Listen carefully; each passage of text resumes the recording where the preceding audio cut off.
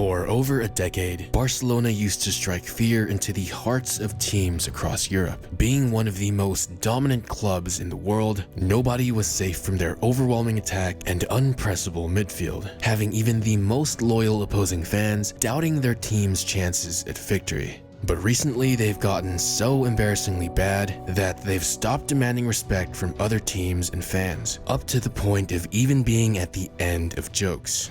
Hey guys, it's Raymar, and today we're gonna look at exactly what the hell happened to FC Barcelona. Part 1. The Squad.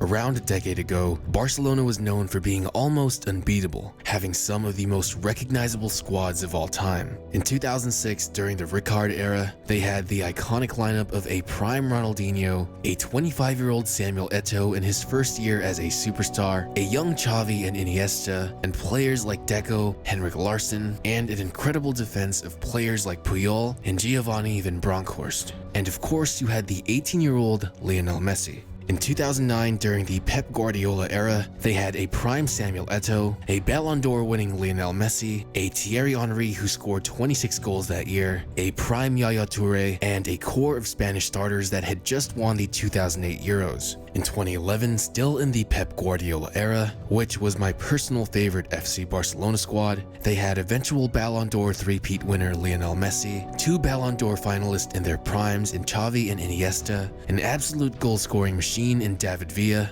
a prime Dani Alves and Javier Mascherano, and had well over half their players in the starting lineup be in the same starting lineup that had just won the World Cup a year before. And in 2015, we had the popular MSN lineup of Messi, Suarez, and Neymar, which at the time was the best offense in the world, along with fresh young midfielders like Ivan Rakitic, and the same core of Spanish players that dominated international football for over half a decade and still had unmatched passing and ball movement. And in between those years, Barcelona was still an amazing team, dominating Europe and their domestic leagues as well as commanding fear throughout any club they challenged. Overall, they had the best offensive lineup in the world in each of those years, and not many teams came close. During those times, not only did they have a stacked offense, but their midfield was also the most commanding for nearly a decade. Barcelona would overwhelm their opponents with their passing and overall possession, barely giving their opponents any time to set up for their own attack as well. An example of this can be easily seen in the 2011 Champions League final against Man United, where they had an overwhelming 63% possession compared to United's 37, and an insane 19 shots versus 4, which is almost 5 times more, giving you an idea of just how much in command the squad had of their games at the time.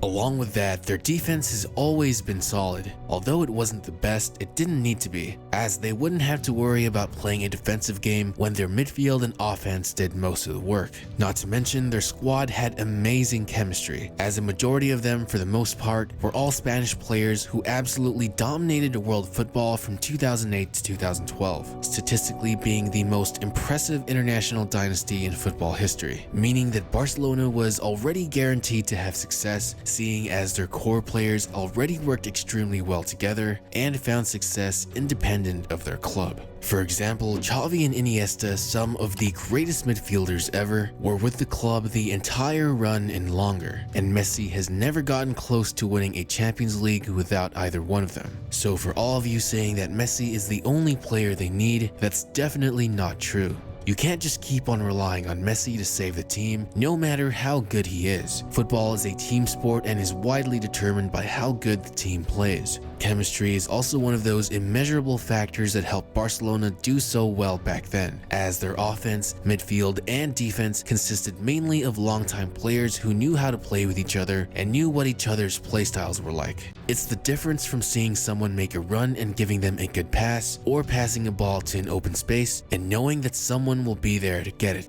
Having the confidence that your teammate knows what move you're gonna make and vice versa. And because Barcelona's core had always remained relatively the same throughout the years, they...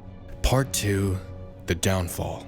But before we continue, 79% of you are watching right now but still aren't subscribed. So if you're enjoying, don't forget to leave a like and subscribe to support the channel and hopefully help me make these videos full time. But anyways, In the 2015-2016 season, during the Luis Enrique era, Barcelona remained relatively successful, winning the league, the Copa del Rey, the UEFA Super Cup, and the FIFA Club World Cup. Their MSN trio was still dominant, scoring goal after goal, but with the departure of Xavi, their midfield had changed significantly, as they wouldn't win the Super Cup or get past the Champions League quarterfinal. They'd continue to see this slight downward in success as the following 2016-2017 season, also remembered as MSN's final season, they had only won the Copa del Rey and the Spanish Super Cup, as Real Madrid had eclipsed them as the league champions. Slowly, Barcelona's midfield was changing, with new players who certainly couldn't fill the gap left by Xavi or have chemistry as good with the other players as well. In 2018, the club would finally start to see all these problems adding up. Although they'd win the league title and the Copa del Rey, they would infamously bottle the Champions League quarterfinal by being up 4-1 against AS Roma, only to blow it with a 3-0 defeat on the second leg and losing on aggregate goals. This has been the subject of jokes and memes for many Barcelona haters, and it wouldn't be the last. An aging up around Iniesta and Xavi. The 2018-2019 Barcelona squad was drastically different, and for a casual football fan, most likely unrecognizable, as new names would be in the team with little to no chemistry at all. Many fans were already blaming Valverde, and Barcelona's morale had taken a big hit. Though they would win the La Liga and Copa del Rey, once again in an iconic moment in the Champions League, Barcelona would face Liverpool in the semi-finals, commanding a 3-0 lead in the first leg. But by the second leg, all I need to say is corner taken quickly, and I know you all know the rest. Barcelona bottles their lead once again by losing 4-0 on the second leg. For the players that were there a year before in Roma, it was a traumatic experience. As professionals, the feeling of losing like they did against Roma will always be in the back of their heads. And that past trauma was probably the reason that led to the team just giving up and completely breaking down on the pitch. The players argue and blame one another, only furthering their chemistry and relationship on the pitch. Fans blame the coach, and haters continue to laugh at the back-to-back years of blowing a lead. Naturally, as most clubs do, their solution is sack the manager and just get a new one, bringing in Setien as the head of the club.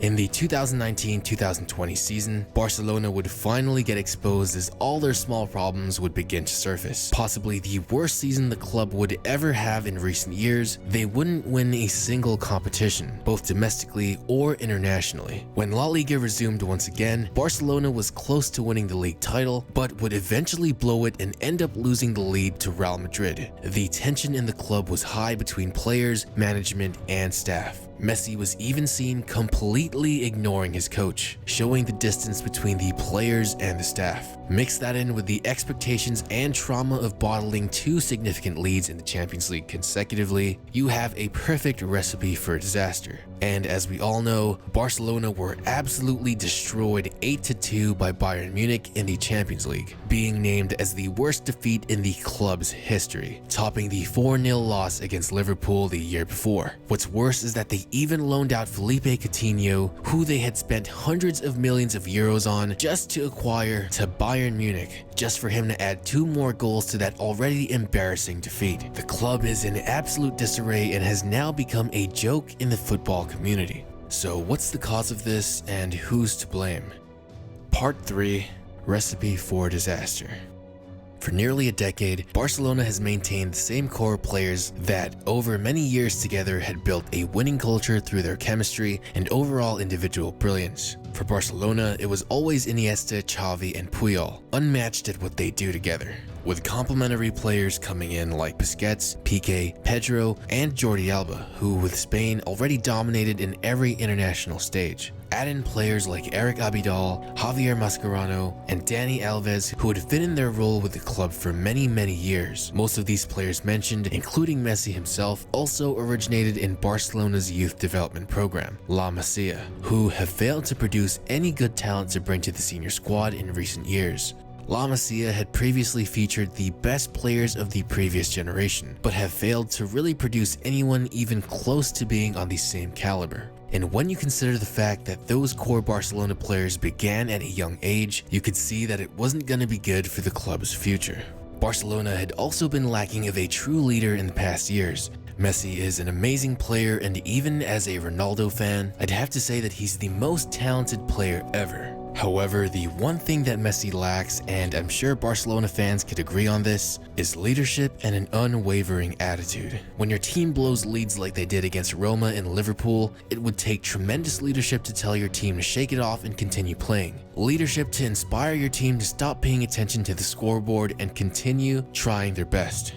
Messi can be seen easily agitated and sometimes disregard his teammates or doesn't put enough effort to keep the morale high. And I don't blame him at all. He's never really been a vocal person. In the past, Barcelona had leaders like Carles Puyol, who also captained his national team and knows how to keep his teammates mentally strong, which is the most important thing when suffering defeats like Barcelona has. You would also never see a player like Carles Puyol arguing with his manager over simple discontent. The trauma and pressure of avoiding to blow another lead should be diminished by a proper leader of the squad, something Iniesta and Xavi have also had experience doing. This could help build a winning culture with newer players that are maybe unfamiliar or have less chemistry with senior teammates. But leadership also extends into the staff and management, which recently has been absolutely atrocious for Barcelona. Valverde and Setien have been terrible in not only managing their teams, but failing to demand any sort of winning culture or respect at all. Players, by many accounts, didn't even like them very much. Setien barely even wanted to use Antoine Griezmann, despite the talent that we all know he has, even though he might not be in the best form,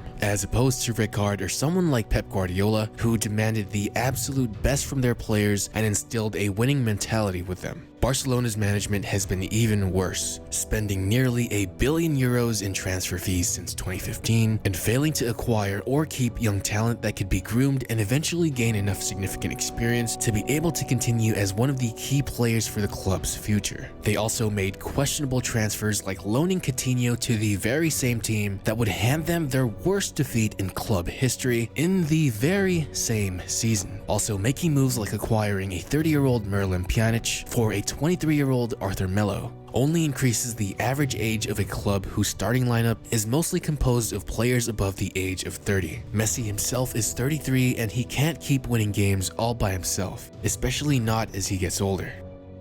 Part 4. The solution.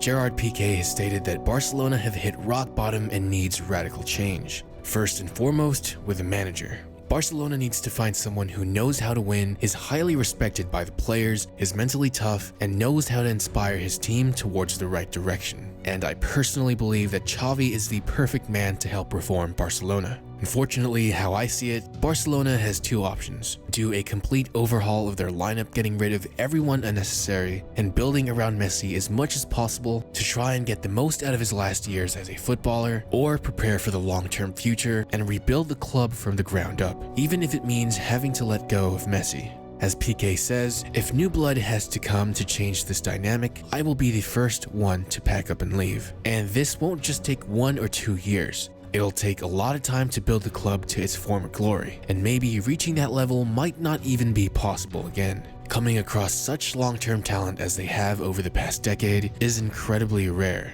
It's a tough choice that the club will have to make, but it's a cycle that every sports team has to go through eventually. This just shows you that an end of an era is near, but it was an absolute pleasure to watch it go by. Now begs the question, will Messi stay or will he leave? And better yet, should he stay or should he leave? Well, that's a question for another video. But that's all from me today, guys. This video was made possible by Alaric Aguilar, Owen Torres, Louis, Nockm, and the rest of my patrons. If you guys want to support the channel, check my Patreon link in the description below. Any support is greatly appreciated. Anyways, make sure to leave a like if you enjoyed and subscribe and turn those notifications on if you haven't already to see the best football documentaries on YouTube. Thank you guys for all the support, and I'll see you in the next one.